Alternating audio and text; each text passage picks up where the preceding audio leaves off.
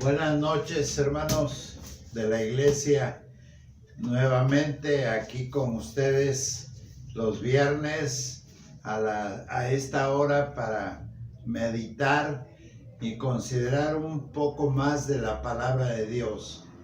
Y antes de entrar en este tema, pues quiero comunicarles que la semana próxima, si Dios lo permite, estarán a través de estos medios,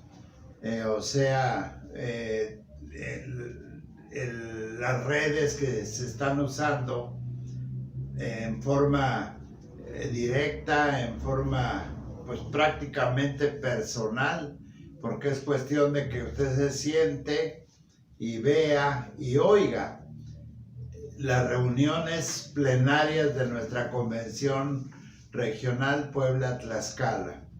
Y no tengo todavía el horario, pero van a iniciar a buena hora con conferencias devocionales y me parece que informes muy breves dirigidos por nuestro presidente de la convención, que es el hermano Pastor Pedro Cordero.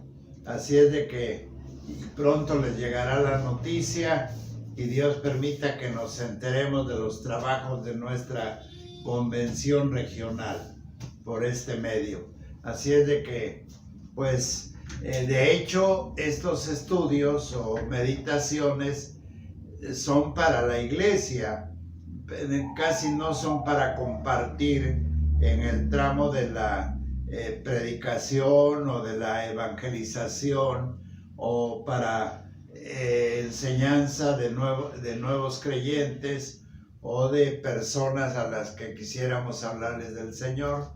Son meditaciones pues para los miembros de la iglesia, sus familiares y quienes están ahí en ese tiempo en casa. Así es de que pues oremos por las reuniones plenarias de esta semana que entra y sean de buen éxito. Volviendo al pasaje bíblico que es la base de nuestra meditación, del capítulo 23 del libro de los Hechos, y recordarles que el creyente a veces entra en etapas o entramos en etapas de mucho desánimo y también a veces de desorientación. Y estas dos razones o causas hace que nuestro interés por las cosas de Dios, por la iglesia, por el trabajo del Señor, por algunas otras actividades no parezcan tan interesantes y nos lleva al grado de este desánimo y de esta desorientación, pues alejarnos de las cosas de Dios, ya no interesarnos en ellas, y esos resfríos espirituales, la verdad que son un serio problema para todo creyente. Así es de que permita el Señor que este tiempo, aunque breve y un tanto más práctico, no teniendo tanta redundancia o tanto argumento teológico, lo que ustedes quieran, ayude para alimentar un poquito nuestra vida cristiana, nuestra vida espiritual. Por eso, el apóstol Pablo, con sobrada razón, decía en este versículo: a la noche siguiente se le presentó el Señor y le dijo: ten ánimo, Pablo, pues como has testificado de mí en Jerusalén, así es necesario que testifiques también en Roma. Y este pasaje que habla, y hemos traído este comentario sobre el testimonio sobre la actividad más hermosa, pero a la vez más difícil. Y digo difícil porque a veces no consentimos que Dios more en nosotros para animarnos, para alentarnos, para darnos un espíritu de gozo al participar en el extendimiento de su reino aquí en la tierra. Por eso les decía que una comunicación para reanimarnos a los hermanos desanimados es lo que realmente se extracta de este bonito versículo. Una comunicación con nuestro Señor constantemente. También decía que es una comunicación para reconocer el ministerio que Dios nos ha dado como siervos. Todos somos siervos del Señor. Todos estamos, cuando le conocimos, le aceptamos y nos rendimos a Él y hemos sido salvos por su gracia, nos hemos responsabilizado y decidido a ser testigos fieles del Señor, estemos donde estemos. Pero trae sus riesgos y ustedes pueden ver, especialmente en el libro de los Hechos, todas las circunstancias de aflicción que la iglesia tenía. En este caso, con el apóstol Pablo en Jerusalén, así dice la palabra del Señor, dice, así es necesario que testifiques también en Roma. Son lugares conocidos, lugares de bastante necesidad, pero lugares de mucho riesgo. Yo pienso que es la razón, a veces, el por qué no nos atrevemos o por qué no somos constantes en el testimonio delante de la gente de los que necesitan saber y conocer y aceptar del Señor su palabra. Creo que esa es la razón básica más fuerte que puede existir: el riesgo, las burlas, los enojos de personas, los atropellos, en fin. Y eso, pues, ¿quién lo quiere sufrir? Pero el Señor nos pide y nos dice que estos son los costos de tomar su cruz y de seguir al Señor. Pero tomando en cuenta que no estamos solos, estamos, como dice su palabra, unidos a Él, porque Él es la vid verdadera y nosotros somos las ramitas, los pámpanos. Pero dice que sin Él no podemos hacer absolutamente nada. Entonces, llegando a cerrar este tiempo, yo creo que una de las cosas que nos hace falta también es una verdadera comunicación que yo pueda tener o quiera tener con el Señor para revelar su palabra, revelar su mensaje. Tiene que haber una comunicación en la oración, en la meditación, en muchos aspectos para que yo pueda revelar su palabra a quienes van a necesitarlo. Yo estoy seguro que al terminar de esta prueba que estamos pasando, que le han llamado pandemia, vendrán tiempos más adelante de que la gente ahora esté un poquito más sensible para las cosas de Dios. No sé qué va a hacer el Señor. No sé qué va a hacer con nuestra iglesia en el sentido de Él. En el sentido mío, yo sé que el Señor puede, a través de mi testimonio, hacer una iglesia fuerte, una iglesia de gran testimonio, una iglesia de compañerismo, una iglesia que ya no tengamos tantos contratiempos en nuestros caracteres. En fin, todo eso el Señor va a hacer que haya ese cambio. Decía a un pastor, lo repito, si es que ya lo dije, no podemos regresar a la rutina de siempre. No, ahora tenemos que ir con un corazón y una mente diferente, porque va a llegar mucha gente a refugiarse en nuestras vidas, en nuestros hogares, en nuestro templo, en muchas partes, porque así se deja sentir esta situación que estamos viviendo. Y comentando precisamente este último punto, yo creo que es necesario pensar en lo que Dios le decía al apóstol Pablo a través de su Hijo Jesucristo. Es necesario, repito, esa comunicación que debe haber con nuestro Señor.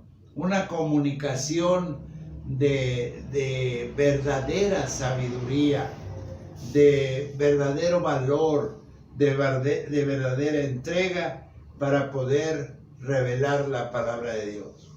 Hay un testimonio de una hermana en el estado de Oaxaca, Bodia, si no me recuerdo mal, que no sabía leer ni escribir absolutamente nada, pero vieran cuántos textos bíblicos había de memoria, porque le pedía a sus nietos o a sus hijos que le leyeran, y ella lo iba memorizando o iba ubicando los capítulos de la palabra de Dios.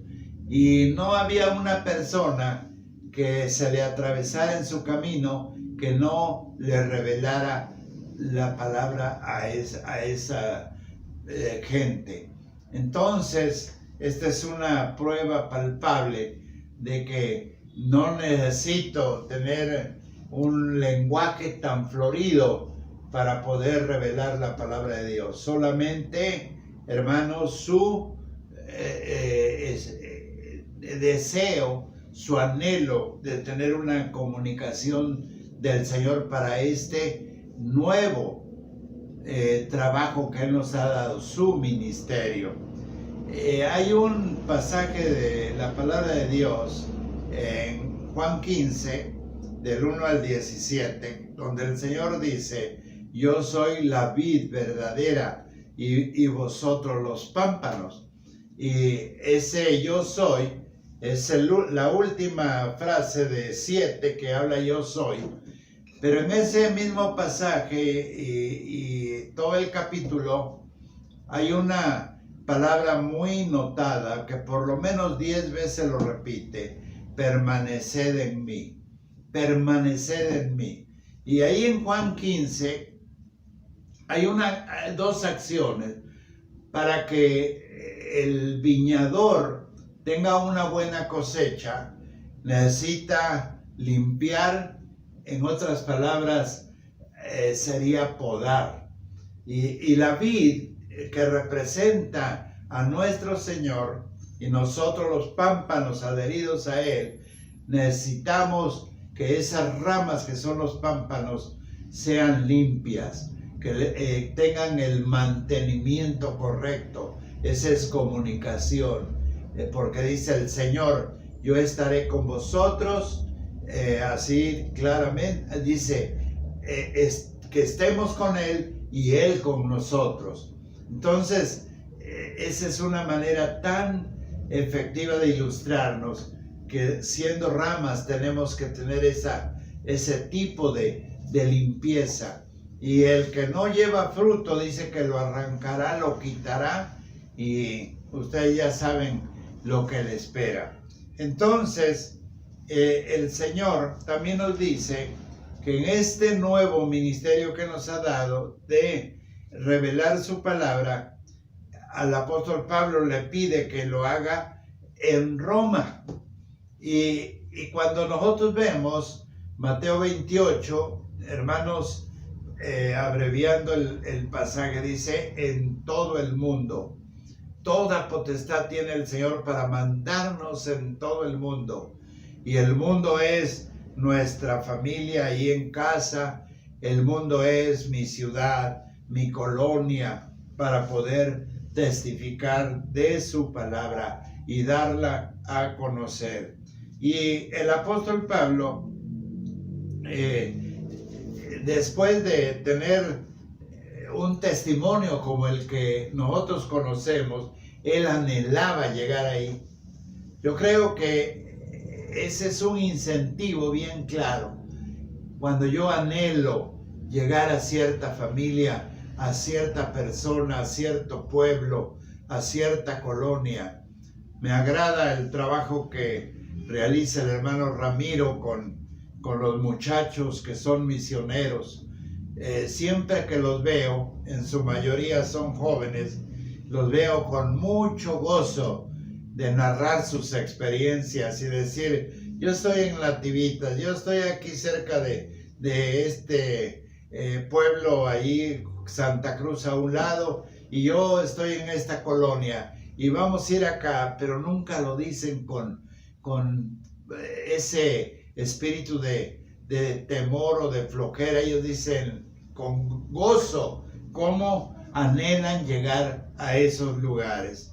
Entonces, la enseñanza de la palabra de Dios, hermanos, a quienes les toca oír, puede ser de una reacción violenta. Eso lo vivimos y lo seguiremos viviendo. Es parte de los que podemos decir que son celosos por defender precisamente sus tradiciones humanas. Eso es muy lógico.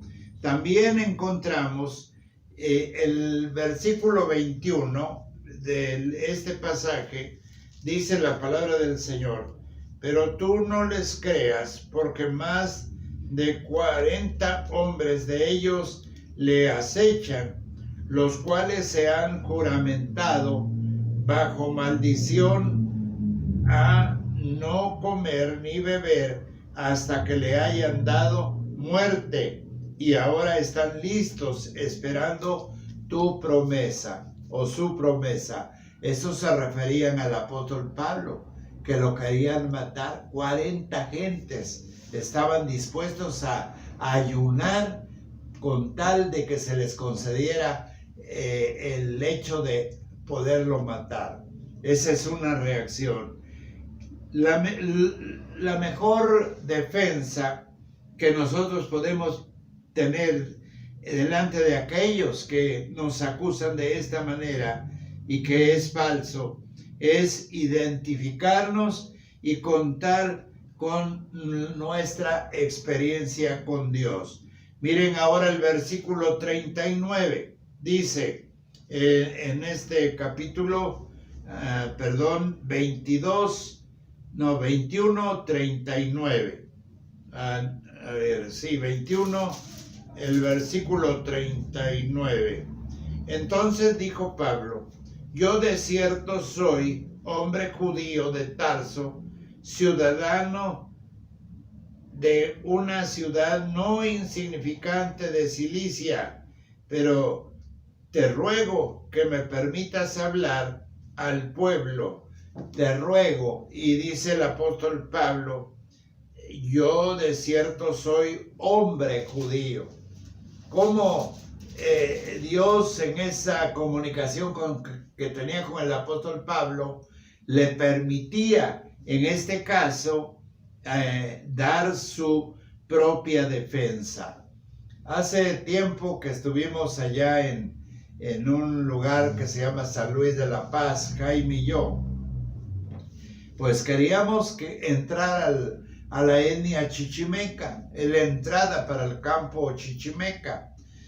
Lo que hicimos San Luis es una ciudad muy católica, muy religiosa.